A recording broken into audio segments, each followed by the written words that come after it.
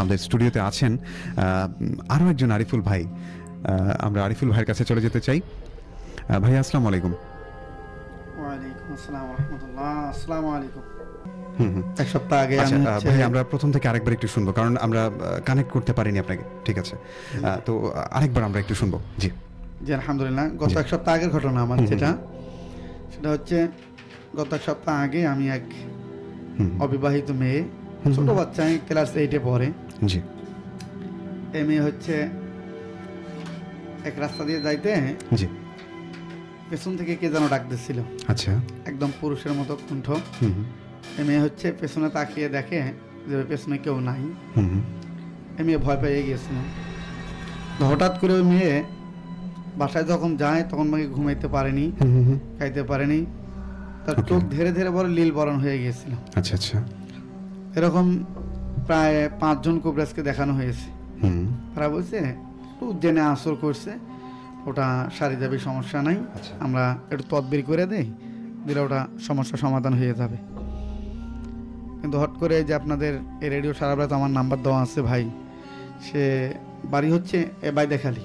জি। আমার যে রোগী ছিল, আমার বাসা হচ্ছে বাইদেখালি। আপনার সাথে যোগাযোগ করে আমার ফোন নাম্বার পাইছি। জি।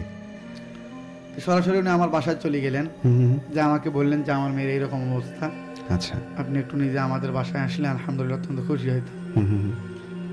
আমি বললাম যে আমি তো ব্যস্ত থাকি, যদি আপনারা নিজেরা আসতে পারতেন খুব ভালো হইতো। না, আপনি নিজে আসলে একটু খুব ভালো হইতো। আমরা 5 জন কবিরাজকে দেখাইছি, তারা বলছে যে একটু জেনের আসর আছে, আমরা তদবির করে দিছি, ভালো হয়ে যাবে। জি। আমি কথা দিলাম যে আমি অবশ্যই যাবো, জান। জি। কথা দিলাম ইনশাআল্লাহ, যদি আল্লাহ হাতে বাস রাখে, এতে আমি আজকে যাইতে পারবো না, আগামীকাল যাবো আপনাদের বাসায়। আচ্ছা। আমি সেখানে চলে গেলাম ভাই। যা ওই মেয়ে হচ্ছে ঘরের মধ্যে না হলেও 10 জন পুরুষ মানুষে তাকে ঠাসি ধরিয়ে আছে। আচ্ছা আচ্ছা। একজন ছোট মেয়ে, তেমন বড় না, জি, ক্লাস 8-এ পড়ে মাত্র। তো দেখি 10 জন পুরুষ মানুষ, শক্তিশালী পুরুষ মানুষ তাকে একদম ঠাসা দিয়ে ধরিয়েছে, চাপা দিয়ে ধরিয়েছে। মানে তারপরও 10 জনকে সে টপকিয়ে ফেলতেছে। আচ্ছা আচ্ছা। মানে এমন শক্তি, তার সাথে পেরে উঠছে না, এতটা শক্তি, এতটা শক্তি। জি জি জি। আমি যখনই হচ্ছে ওখানে পা রাখি, তখনই আমাকে সালাম দেয় ওই মেয়ে। যখন সালাম দেয় তখন মানুষ অবাক হয়ে যায়। আমাকে সালাম দিল, আমি সালামের উত্তর দিলাম, দিয়ে বললাম তোমার কি হয়েছে? আমাকে বলে যে হ্যাঁ, তোমার মতো অনেক কবিরাজ এখানে আসছে, চলে গিয়েছে, তুমি এখানে কি জন্য আসছো? তুমি কি আমার ক্ষমতা সম্পর্কে চেনো? আমাকে জানো আমি কে? তোমার মতো অনেক কবিরাজ আমি এখান থেকে উড়ে দিয়ে ফেটাইছি, তুমি আমার কি করতে পারবা? কিছুই করতে পারবা না। তুমি আসছো, আসো। আমাকে সালাম দেওয়ার পর আমাকে সালামের উত্তর দিলাম। যখন আমি তারপর আমার সাথে এরকম কথা বলতেছি, আমি বললাম যে তার একজন পরিবারের সদস্যকে বললাম যে আপনারা একজন এক নিঃশ্বাসে একটা টিউবওয়েল থেকে 1 গ্লাস পানি সংগ্রহ করো। আচ্ছা আচ্ছা। নিয়ে আসো, দেখি বিষয়টা কি। নিঃশ্বাসে বলতে মানে যে জায়গায় আছেন সেখান থেকে, মানে এক নিঃশ্বাসে গিয়ে, মানে আপনার টিউবওয়েল যখন চালান হবে তখন এক নিঃশ্বাসে যতটুকু পানি হয়, আচ্ছা আচ্ছা, যে পানিটুকু নিয়ে আসে। আমি বললাম, আমাকে ওই মেয়ে বলতেছে পুরোপুরি জেনে আসর করে ফেলেছি। আচ্ছা আচ্ছা। এখন আমার দিকে তাকাইছে যখন ভাই, ওই মেয়ের একদম চোখগুলো লীল বরণ হয়ে গেছে। আচ্ছা আচ্ছা। মানে চোখের মনিটা একদম লীল হয়ে গেছে। আচ্ছা আচ্ছা। আমার দিকে তাকাইছে, আরো যারা আবার দর্শক যারা আরো উপস্থিত আছিল সেখানে, মানে যে মানুষ শোনা যে অমুকের বাড়িতে এরকম সমস্যা হয়েছে, আমরা একটু দেখতে যাই, জি জি জি, কবিরাজ নাকি অনেক দূর থেকে আসতেছে, দেখতে যাই। তো অনেক লোক আসলো, পুরুষ মহিলা সবাই, অসংখ্য মানুষ জমা হইলো সেখানে। আচ্ছা। তো যখন আমার দিকে তাকিয়ে আসছে ওই মেয়ে, এক ধ্যানে চোখ লীল হয়ে গেছে, আবার 1 মিনিটের ভেতরে চোখগুলো লাল হয়ে গেল। আচ্ছা। লীল থেকে লাল, আমার দিকে তাকিয়ে আছে। মানুষ ভয়েতে মানে ফাঁকাফাঁকি হয়ে যাইতেছে যে এ মেয়ের অনেক সমস্যা, না জানে যদি কারো প্রতি আক্রমণ করে, একটু ফাঁকে থাকাই ভালো। আমি বললাম যে ফাঁকে দেওয়ার লাগবে না, সবাই উপস্থিতি থাকেন, কাছাকাছি থাকেন, সমস্যা নেই, সমস্যার সমাধান হয়ে যাবে। কিন্তু আমি একটা ডাক দিলাম ভাই, বললাম যে এইখানে আসো দেখি। শুরুতে তুমি আমাকে বলছো তোমার মতো অনেক কবিরাজ চলে গেছে এখান থেকে, তুমি এখানে আমার কি করতে পারবা? আমি বললাম যে তোমার যদি সাহস থাকে, তোমার যদি এত শক্তিই থাকে, এত ক্ষমতায় থাকে, তো তুমি আসো, সামনে আসো। আমি দাগ টানিয়ে দিছি, এই দাগে আসি, পা রাখো দেখি পারো নাকি। আমাকে বলতেছে কেন রে বেটা, আমি ওখানে কেন যাব? তুমি বড় না আমি বড়, আমি ওখানে কেন যাব? তারপর আচ্ছা। আমি ওই পানিটুকু যখন আমাকে আনি দেওয়া হলো, আমি ওখানে একটু সাড়া দিলাম ভাই, দিয়ে ওই মেয়ের যখন গায়ে নিক্ষেপ করলাম, জি। সে অটোমেটিকলি মনে করেন যে জমিনে শুয়ে পড়ল। হুম। শুয়ে পড়ানোর পর আমি যা হাত ধরলাম, মনে করেন ওই মেয়ের প্রতি আমি সাড়া দিলাম, ভরণ দিলাম ওই মেয়ের প্রতি। জি। কারণ আমি কিন্তু সাড়া দিই ভাই কোনো নেই না, জি। মানে পাতা যে বলা হয়, হ্যাঁ, হ্যাঁ, কোনো পাতা লাগবে না। রোগী যদি অসুস্থ হয়ে যায় বেশি মাত্রা, আমি রোগীর প্রতি ই করি। আর দেখি যদি রোগী ওই রোগীর শরীর শক্তি যদি একটু ভালো থাকে, তার প্রতি যদি না আসর করে তার মুখ দিয়ে কথা দিয়ে কথা বাইর করান যায়, জি। তাহলে ওই রোগীর প্রতি ভরণ দেওয়া সম্ভব। জি। আর যদি আপনার হচ্ছে রোগী দেখি একদম দুর্বল, তাহলে তার প্রতি ভরণ দেওয়া যাবে না, আচ্ছা। তার জি। সমস্যা হবে। এই জন্য আমি ওই রোগীর প্রতি যখন দেখলাম যে শক্তিশালী মেয়ে মানুষ, ছোট বাচ্চা শক্তিশালী আছে, তখন আমি রোগীর প্রতি সাড়া দিলাম। আধা ঘন্টা ভাই হাফসাইলো আমাকে, আচ্ছা। আধা ঘন্টা 30 মিনিট কি করলাম, তারপরও হাজির হয় না।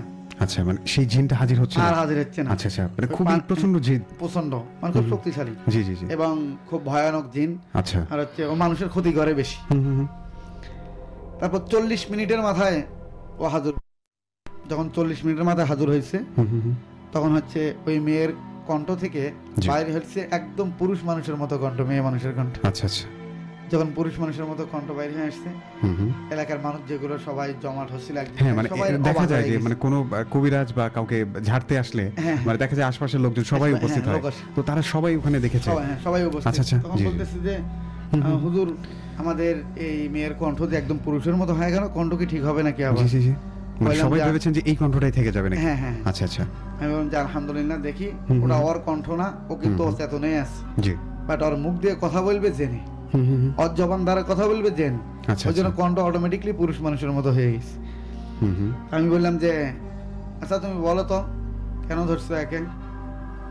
বলে যে হুজুর, ও হচ্ছে শরীর আর নাপাক ছিল, সে অবস্থায় ও এই জায়গায় বেড়াইতে গিয়েছিল। ওই মেয়ে হচ্ছে ওদের বাসা থেকে আর বান্ধবীর বাসায় গিয়েছিল। সেই বান্ধবীর বাসায় যাইতে ওই মসজিদ আছে ভাই, মসজিদের সাইডে হচ্ছে বটগাছ ছিল। জি। আর এই বটগাছ নাকি বলে এখন থেকে প্রায় আপনার 100-150 বছর আগের বটগাছ, খুব পুরাতন বটগাছ। এই বটগাছে হচ্ছে এই জিন আপনার 5 বছর ধরে আছে ওইখানে। আচ্ছা আচ্ছা। এই বটগাছ। জি। সে মসজিদের খেদমত করে, ওই বটগাছেই থাকে, মসজিদেও থাকে। যখন তাকে বললাম যে কেন একে আসর করছো, তো ছোট মেয়ে, কেন আসর করছো, কি সমস্যা?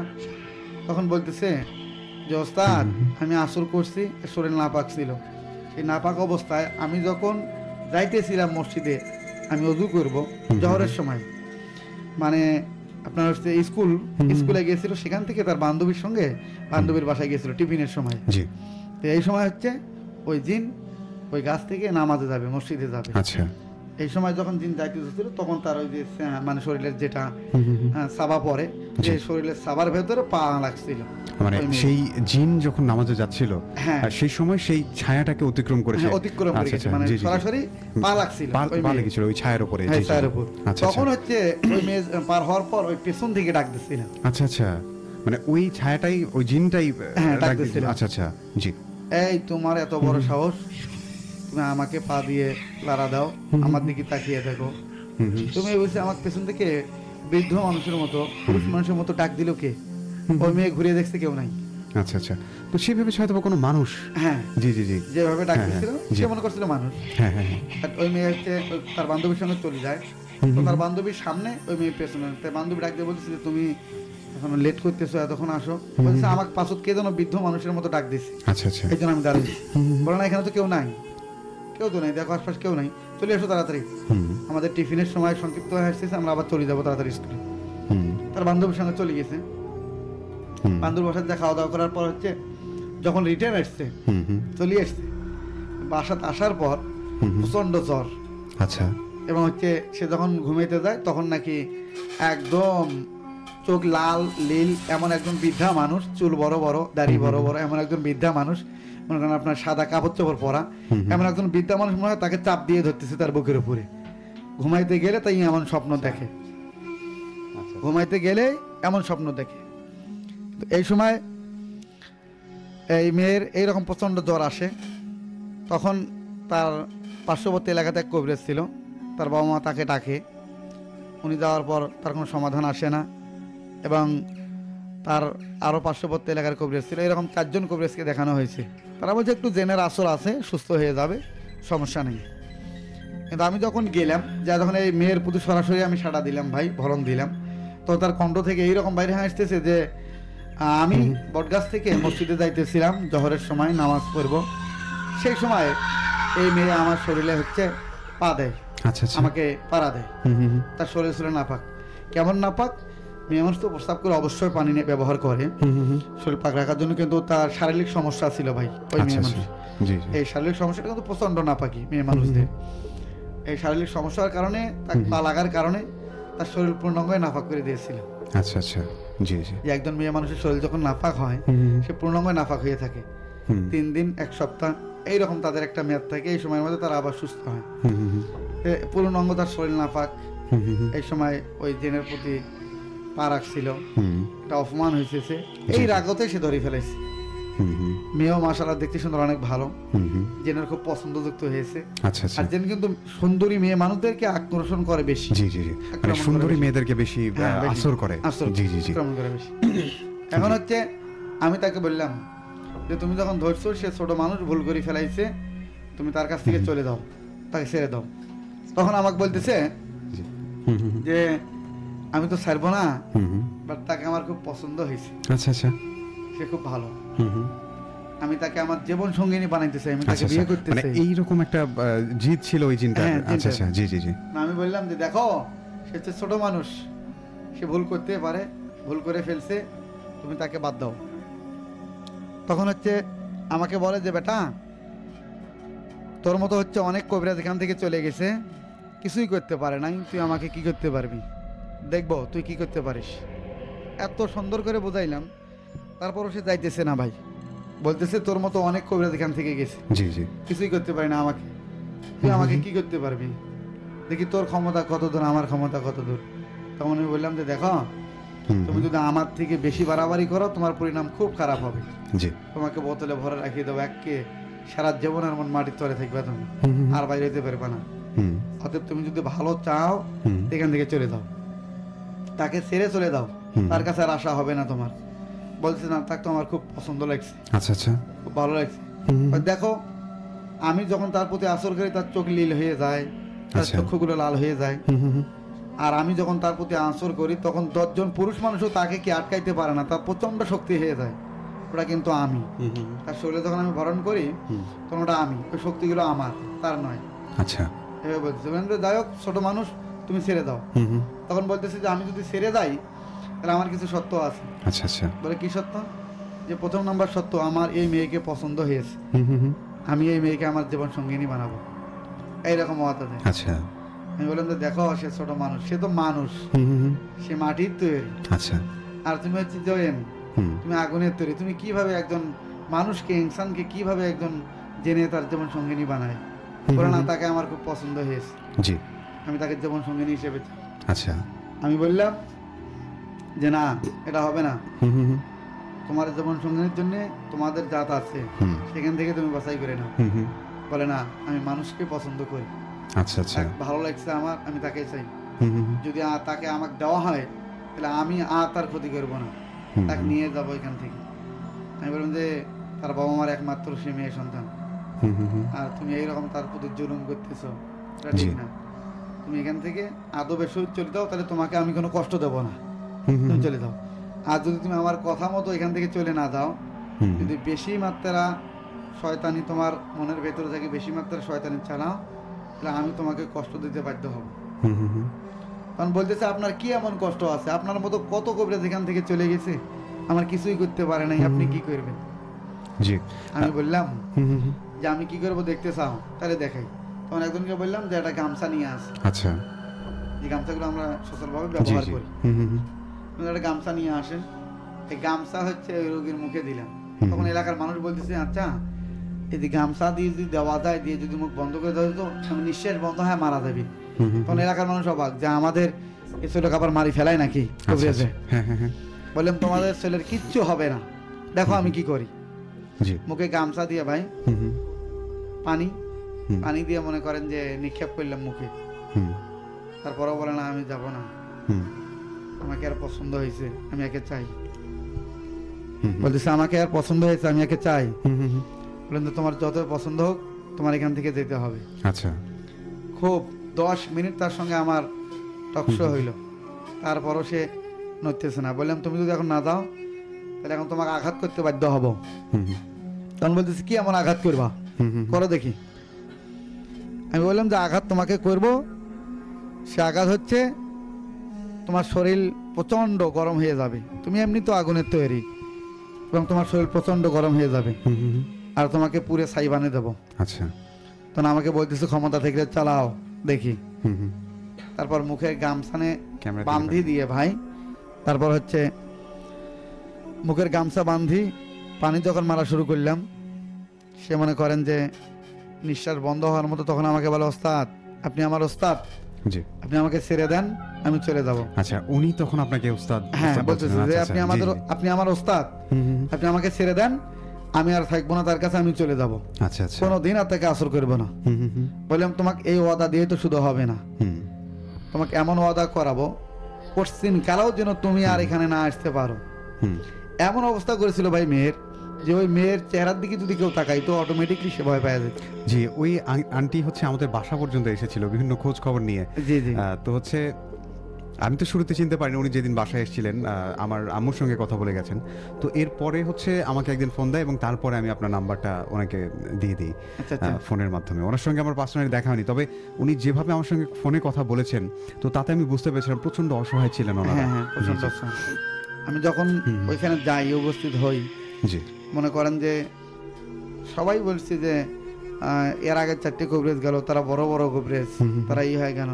তো উনি যখন আসছে দেখুক, যখন আমার একটু কেরামতে দেখালাম তাদেরকে যেন কিভাবে সরাইতে হয়, যেন যখন আমাকে ওয়াদা দিছি যে ওস্তাদ আপনি আমার ওস্তাদ, আমাকে ছেড়ে দেন, আমি চলে যাব, আমি আর তার কাছে আসবো না। আমি তো মনে করি যে এইভাবে ওয়াদা নিলে হবে না, সে আবার আসবে। কারণ জেন যেটা একমাত্রই শয়তানের কার্যকলাপে লিপ্ত হয়, এই জেনটাই মানুষের প্রতি বেশি আসর করে, মানুষকে বেশি ভয়ানক জিনিস দেখায় আর কি।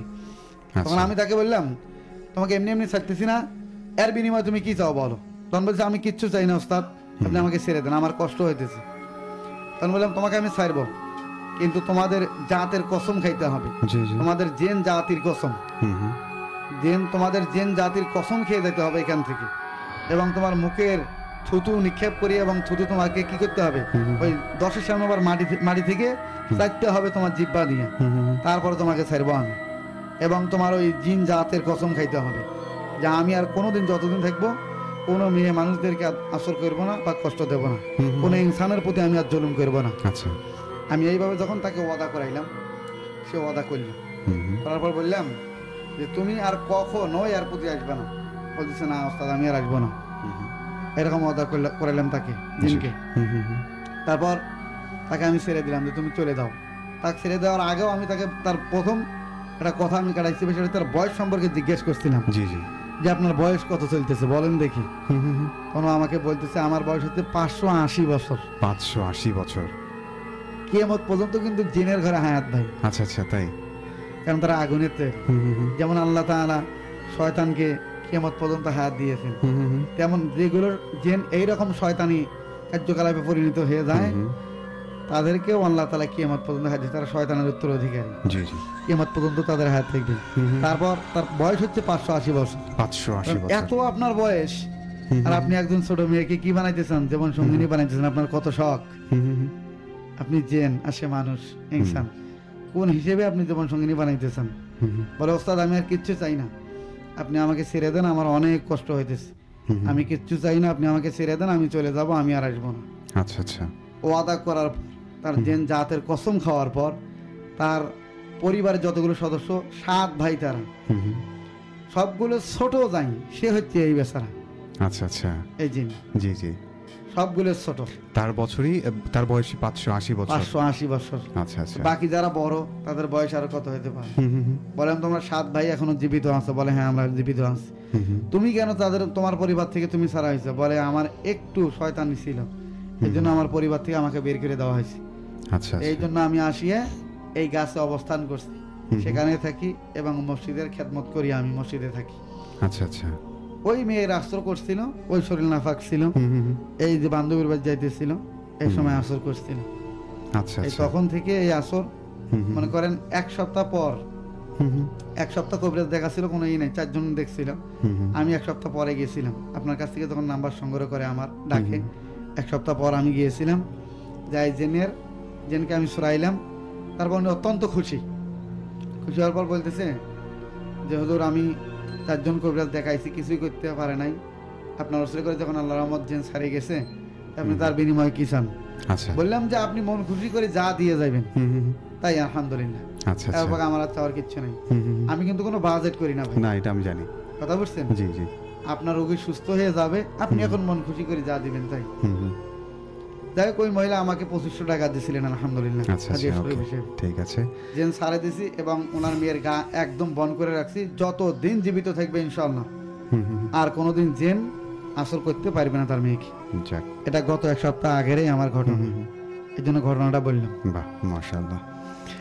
তো থ্যাংক ইউ সো মাচ। আমরা আরিফুল ভাইয়ের কাছে শুনলাম এবং আরিফুল ভাইয়ের কাছে আমার নিজেরও কিছু জানার ইচ্ছে আছে, এবং আপনাদের মধ্যে থেকে যারা এই মুহূর্তে আমাদেরকে দেখছেন, আজকে যেহেতু আরিফুল ভাই আছেন, তো আপনাদের যদি কোনো বিশেষ জিজ্ঞাসা থেকে থাকে কালো জাদু বা বানমারা সম্পর্কে, যে এবং এগুলো থেকে কীভাবে বেঁচে থাকতে পারে মানুষ, বা কোনো যদি লক্ষণ থাকে যে এসবের কি কি লক্ষণ হয়, যে কি কি কারণ থাকলে আমরা বুঝতে পারি যে কারো উপর কালো জাদু করা হয়েছে নাকি কোনো জিন আসর হয়েছে কিনা, সেই সকল বিষয় কিন্তু আপনারা কমেন্টের মাধ্যমে জিজ্ঞাসা করতে পারেন। আমরা যতটুকু পারি আপনাদেরকে চেষ্টা করব উত্তর দেওয়ার জন্য।